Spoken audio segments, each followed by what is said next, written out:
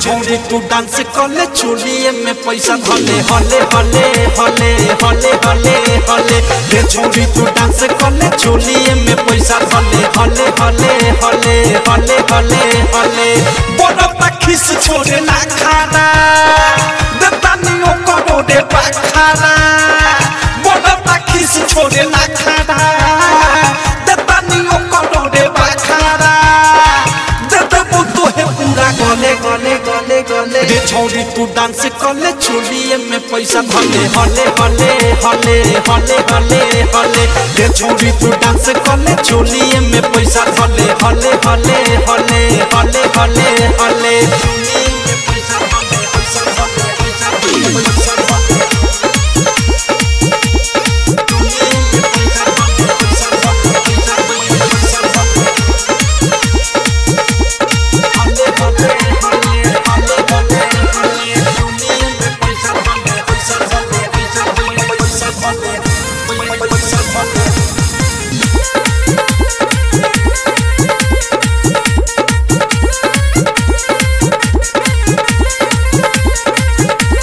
मन छनक गई पानी हम सनक लगे लहे लहे आओ की है गहे गहे जाओ गहे गहे जाओ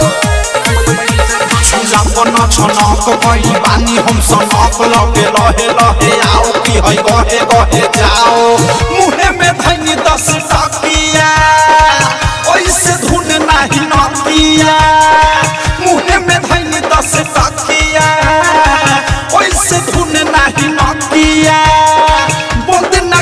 गाना चले चले चले चले रे छोड़ी तू डांस करले चोलिए में पैसा धले हले हले हले हले हले हले रे छोड़ी तू डांस करले चोलिए में पैसा धले हले हले हले हले हले हले चोलिए में पैसा धले पैसा धले पैसा धले DJ Manish diamond recording studio छौड़ा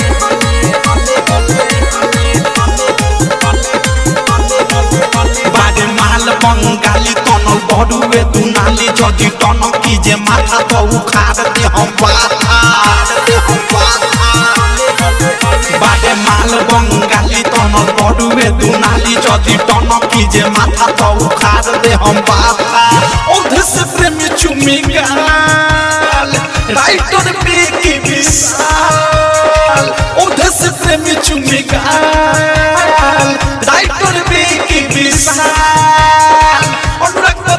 देखी चले चले चले चले रे छोड़ी तू डांस करले चोलिए में पैसा धले हले हले हले हले हले हले रे छोड़ी तू डांस करले चोलिए में पैसा धले हले हले हले हले हले हले रे छोड़ी तू डांस करले चोलिए में पैसा धले हले हले हले हले हले हले रे छोड़ी तू डांस करले चोलिए में पैसा धले हले हले हले हले हले हले बड़ा पखिस छोड़े ना खाना दतानियों करो दे पाखाना बड़ा पखिस छोड़े ना खाना दतानियों करो दे पाखाना दतबो तो है पूरा गले गले गले गले रे छोड़ी तू डांस करले चोलिए में पैसा धले हले हले हले हले हले हले रे छोड़ी तू डांस करले चोलिए में पैसा धले हले हले हले हले हले हले डायमंड रिकॉर्डिंग स्टूडियो छौड़ा दाना।